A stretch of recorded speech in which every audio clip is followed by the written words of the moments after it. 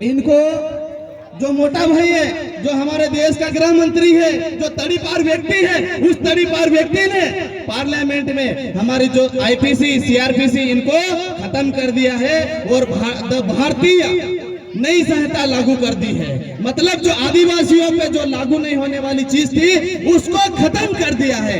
तो आज मैं बताना चाहूंगा आपको, अपने पंच से स्टार्ट करो। जो हमारे गांव में एक पंच हम बनाते हैं ना, उससे स्टार्ट करो कि उसने उसके खिलाफ क्या आवेदन दिया। इस पे हमको बात करना पड़ेगा। तो साथियों, आज हमको सिर्फ संगठन पे काम नहीं करना है, जमीन के लिए काम नहीं करना है, हमारी व्यवस्था के लिए काम करना है। क्योंकि ये सिर्फ ये कह के उस व्यवस्था को खत्म कर रहे हैं क्योंकि अंग्रेजों के द्वारा 1860 में दी गई व्यवस्था थी, बोले हम उसको खत्म कर देंगे। तो भैया जब अंग्रेजों की व्यवस्था खत्म कर दी तो मैं बोलता हूं कि इस देश में जो आर्यों की व्यवस्था है उसको कब खत्म करोगे? ईसाइयों की व्यवस्था है उसको कब खत्म करोगे? मुस्लिमों की व्यवस्था है उसको कब खत्म करोगे? ये खत्म इसलिए नहीं करना चाहते, जब इनको खत्म कर देंगे तो सिर्फ यहाँ पे बचेगा कौन? 8% आदिवासी इस देश में मालिक बचेगा।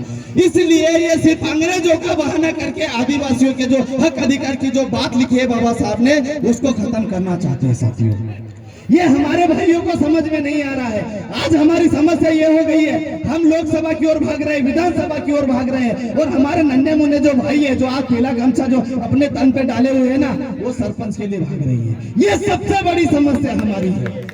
यही कारण है। इसी कारण की वजह से हम हमारी व्यवस्था की ओर नहीं जा पा रहे हैं। आज जो देश में महामारी है, जो षड्यंत्र के माध्यम से हमारे लोगों पे जो महामारी फैलाई जा रही है, इसके बारे में नहीं जान पा रहे हैं। अभी देश में 5G का टेस्टिंग हो गया है, हमारे क्षेत्रों में भी धीरे धीरे आ जाएगा। इसे अभी देखना, उड़ते उड़ते पक्षी अचानक हमारे बीच में टपक के गिर जाते हैं और मर जाते हैं।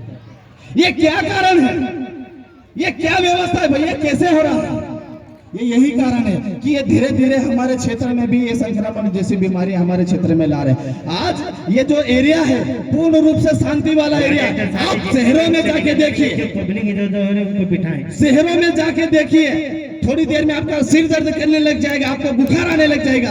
आप यहाँ से वहां तक गाड़ी में सफर करके देख लीजिए, आपका पूरा शरीर काम नहीं करेगा। ऐसी स्थिति शहरों में है। लेकिन आज हमारे गांव में इतनी व्यवस्था है, इतनी अच्छा वातावरण है, ये आपको कहीं देखने को नहीं मिलेगा। साथियों, अब मैं यहाँ के जो ये इनको खत्म करने दो, आईपीसी खत्म करने दो, सीआरपीसी खत्म करने दो, सीपीसी खत्म करने दो। ये जमीन को नहीं खत्म कर सकते हैं, हमारे महापुरुषों के विचारों को खत्म नहीं कर सकते हैं। इसलिए हमको अगर लड़ रहा है और बचाना है तो ये हमारे महापुरुषों की जो तस्वीर लगी है, इन्होंने धर्म की लड़ाई नहीं लड़ी है भाई लोगों, संविधान की लड़ाई नहीं लड़ी है, हमारे जमीन की लड़ाई लड़ी है। ये साले जमीन को उठा के तो विदेशों में नहीं लेके जा सकते ना, लेके जा सकते क्या? इसलिए हमको सिर्फ हमारे मालिकाना हक की लड़ाई लड़ना है। आपको बताना चाहूंगा कि 9 नवंबर 2020 में राम मंदिर का फैसला आया। पूरे देश के नागरिकों ने माना, मैं नहीं मानता, पूरे देश के नागरिकों ने माना कि राम मंदिर बनना चाहिए। फिर वही सुप्रीम कोर्ट 5 जनवरी 2011 में जजमेंट देती है कि 8% आदिवासी लोग, भील वंश के लोग, मूल वंश के लोग यहाँ के मालिक हैं। ये एक भी नहीं मानने को तैयार है। इसलिए नहीं मानने को तैयार है, यहाँ का जो तुम्हारा सांसद है, तुम्हारा मंत्री है, तुम्हारा सरपंच है, उसको मालूम ही नहीं है कि सुप्रीम कोर्ट ने क्या जजमेंट दिया है। आज जब हालांकि election commission, chief of India, Bharat का जो चीफ इलेक्शन कमीशन है, उसको अगर कोई लाएगा तो वो सिर्फ प्रधानमंत्री लाएगा, उसको हमारा जो मुख्य चीफ जस्टिस है उसको भी बाहर कर दिया।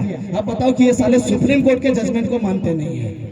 मतलब सिर्फ इन्होंने स्पष्ट कर दिया, जो सत्यमेव का जो एक लोगो लगा रहता था जो नोट पे, और हमारे जो प्रशासनिक जो बिल्डिंग होती है उसमें सत्यमेव का जो लोगो रखा रहता है, उसको धर्ममेव जयते करते हैं। मतलब हमारे देश के जो संविधान है, हमारे जो महापुरुषों ने जो संविधान लिखा है, उसको सीधे सब खत्म करने की बात कर रहे हैं। और आप किस नींद में सोए हो कि आपके अधिकार खत्म नहीं होने वाले हैं? अरे भैया, राष्ट्रपति महोदय को बनाया इसलिए गया है। उदाहरण अभी बताता हूं मैं, हिमाचल प्रदेश में 3 लाख लोगों को इन्होंने आदिवासी बनाया है। कितने लोगों को? 3 लाख लोगों को आदिवासी बनाया है। मैं आप लोगों से पूछना चाहता हूं, हमारे जो महोदय सांसद महोदय इसी विधानसभा क्षेत्र से आते हैं, इसी सांसद क्षेत्र से आते हैं, गजेंद्र पटेल से मैं पूछना चाहता हूं, यहाँ के जो सरपंच है उससे पूछना चाहता हूं, यहाँ का जो विधायक है मैं उससे पूछना चाहता हूं कि भैया आदिवासी माँ की कोख से जन्म लेता है कि बनाया जाता है? अरे आदिवासी अपनी माँ की कोख से पैदा होता है या बनाया जाता है? ये साले नेता हमारे वोटों से बने हैं, हमारे भोले भाले आदिवासियों के वोटों से बने हैं। इसलिए मैं कहता हूँ हम वोट का बहिष्कार कर देंगे। हमको नहीं चाहिए ऐसे लोग जो हमारे आदिवासी समाज को खत्म करके साले नकली आदिवासी बना रहे हैं। आदिवासी अपनी माँ की कोख से जन्म लेता है। ये साले वो लोग हैं जो हमारे आदिवासी भाई लोगों को अपने अधिकार को खत्म करके नकली आदिवासी बना रहे हैं। इसका नतीजा हमारा मणिपुर जल रहा है और ये उसके समर्थन में भी नहीं खड़े हुए। बताइए हमारे यहाँ के जितने भी जो आदिवासी विधायक है, जो सांसद है, खरगोन कलेक्टर को एक ज्ञापन तक नहीं दिया इन्होंने। दिया क्या? अरे नहीं दिया तो इनको हमारे क्षेत्र में आने का भी अधिकार नहीं है। तुम जाओ साले सामान्य प्रशासन में। और जो लोग यहाँ पर मैंने देखा इस साल पुलिस प्रशासन भी खड़ा था और एक दो वर्दीधारी जो वन विभाग की वर्दी पहने हुए थे। अरे तुमको बता दूं, तुम्हारे जो वन संहिता लिखी है उसमें आप धारा 57 पढ़ के देख लीजिए। कुछ हद तक तुमने हमारे जल जंगल जमीन पे तुमने कब्जा कर रखा है, लेकिन उसने ये भी कहा है कि अगर एक व्यक्ति पे अगर वहां खड़ा है ना तो वो सारी जमीन उसको देना पड़ेगी। ये तुमको समझ में नहीं आया क्या? पढ़ के नहीं आया क्या? और यही चीज मेरे सरपंच और जो मेरे गांव का कोटवार है, मेरे गांव का जो मुखिया, उसको नहीं पता है। इसलिए हमारी बहन ने कहा था कि शिक्षा बहुत जरूरी है।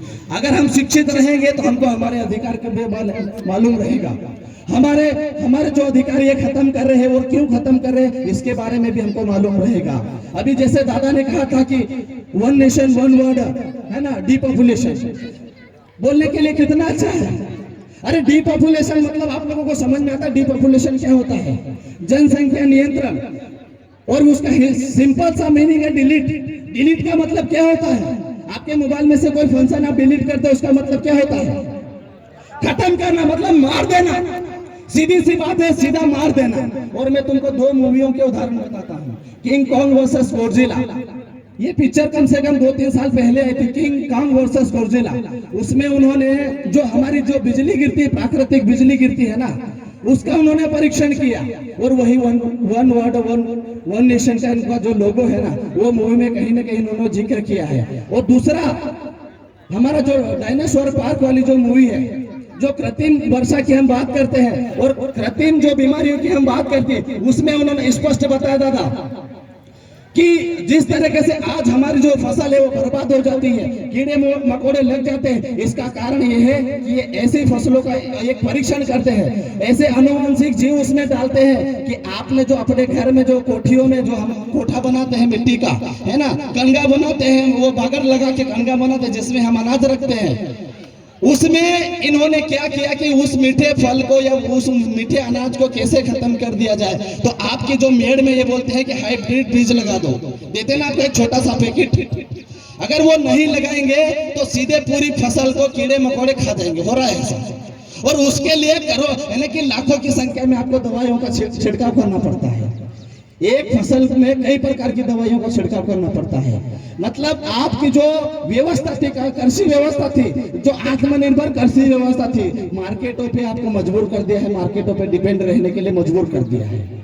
ये हमारे भाई लोगों को समझना पड़ेगा, हमारे जनप्रतिनिधियों को समझना पड़ेगा। इसका मतलब ये नहीं कि आपको सिर्फ वोट इसलिए दिया कि आप अपना घर बनाओ, इसलिए आपको वोट दिया है कि आप हमारे जब हक अधिकार को खत्म करेंगे तो आप उसके समर्थन में नहीं जाओगे। लेकिन हमारे राष्ट्रपति महोदय, जब हमारा देश का हिस्सा चल रहा है, हमारे देश में गैर आदिवासियों को आदिवासी बनाया जा रहा है, ये सब के सब चुप है, गूंगे बहरे हैं। अभी आईपीसी सीआरपीसी खत्म कर दी दादा, साइन किसने करी होगी? जब लोकसभा राज्यसभा में बिल पारित हो जाता तो साइन कौन करता है? राष्ट्रपति करता है। वो राष्ट्रपति कौन है? हमारी आदिवासी महिला। आप थोड़ा सा मैं 2 मिनट लूंगा, 2 मिनट में आपको एक चीज और क्लियर करना चाहूंगा। यहाँ पे गरीब रेखा के कितने लोग बैठे हैं जो गरीब रेखा से अपना जीवन यापन करते हैं? कितने लोग बैठे हैं? गरीब रेखा की कूपन कितने लोगों के पास है? अब मेरे को एक बात बताओ कि जब तुम्हारे समाज की महिला देश के सर्वोच्च नागरिक सम्मान पर बैठी है तो तुम गरीब हो? अरे आज हम लिख रहे हैं विश्व आदिवासी दिवस, इसको उन्होंने खत्म कर दिया। इसलिए शिवराज सिंह चौहान ने कहा कि हम सिर्फ 20 जिलों में विश्व आदिवासी दिवस की छुट्टी घोषित करेंगे, वो भी अच्छी परमानेंट नहीं। तो आज से प्रण लेके जाओ कि जिनके होली दिवाली ये सब हमारे नहीं है, ये शरणार्थियों के द्वारा थोपे गए हैं। और अगर नहीं समझ में आए तो तुम्हारे जो गाँव का टीचर है, तुम्हारे गाँव का सरपंच जो पढ़े लिखे युवा है, उनको बोलना कि विवाह अधिनियम 1955 पढ़ लें। विवाह अधिनियम 1955 पढ़ ले, उसमें आपको समझ में आ जाएगा कि ये सारी चीजें नहीं है। उसमें ये स्पष्ट कर देंगे कि बौद्धों की संस्कृति ये है, ईसाइयों की ये है, मुस्लिम भाइयों की ये है और हिंदुओं की वो है। हमारे लिए ये कोई त्योहार मायने नहीं रखते हैं। इसलिए मैं कहता हूं कि हमारा एक ही त्योहार है, विश्व आदिवासी दिवस। लेकिन मेरे को सबसे बड़ी दुख की बात होती है कि जिसको हम नेता बना देते हैं, जिसको सरपंच बना देते हैं, उसको मालूम ही नहीं है। वो क्या बोलते हैं दादा, वो ये बोलते हैं कि जब हिरोशिमा और नागासाकी में जो 9 अगस्त को बम गिराया था, उसमें बोले जो शहीद हुए हैं तो बोले मरने वालों का दिवस है। अरे गधे, तेरे को ये नहीं मालूम है कि तब भी तो हमारे आदिवासी लोग मरे थे। खुशी से मनाए या दुख में मनाए, त्योहार हमारा अपना त्योहार है। लेकिन ये किसके लिए तैयार हो जाएंगे? आपको होली में उलझा लेंगे, दिवाली में उलझा लेंगे, लेकिन जब आपके त्योहार की बात आएगी ना तो देश में छुट्टी नहीं घोषित करेंगे। मैं उसी राष्ट्रपति से कहना चाहूंगा कि तुमने बधाई तक नहीं दी हम लोगों को, दी क्या हमारे आदिवासी भाइयों को बधाई? नहीं दी। इसका यही कारण है कि हम लोगों को अब हमारी ग्राम की व्यवस्था करना पड़ेगी, हमारी ग्राम सभा की व्यवस्था करना पड़ेगी। साथियों, इसलिए हम ये कहते हैं कि पहले हमको हमारी ग्राम सभाओं का निर्माण करना पड़ेगा। और ग्राम सभा का ऐसा नहीं, तुम ये जो 4 ग्राम सभा दे रखी है, ये ग्राम सभा नहीं है, 1993 वाली ग्राम सभा नहीं है। हमारे जो पुरखे ग्राम सभा चलाते हैं, वो जिस तरीके से अभी अफ्रीका से चीते लेके आए और कुन्नो अभ्यारण्य में डाला है ना, और जब वो कुन्नो से निकल के दूसरी जगह चला जाता है ना तो वो संरक्षित एरिया हो जाता है। तो इसी प्रकार हम भी जब यहाँ से खरगोन जाएंगे, खरगोन से इंदौर जाएंगे तो वो हमारे लिए संरक्षित क्षेत्र है। ये नहीं है कि हम सिर्फ आदिवासी एरिया में रहते, वही संरक्षित एरिया है। हमारी डेड बॉडी भी संरक्षित है। बस ये आप लोगों को समझना पड़ेगा। और इसी के साथ में मैं अपने वाणी को विराम देता हूँ। जोहार, जय आदिवासी।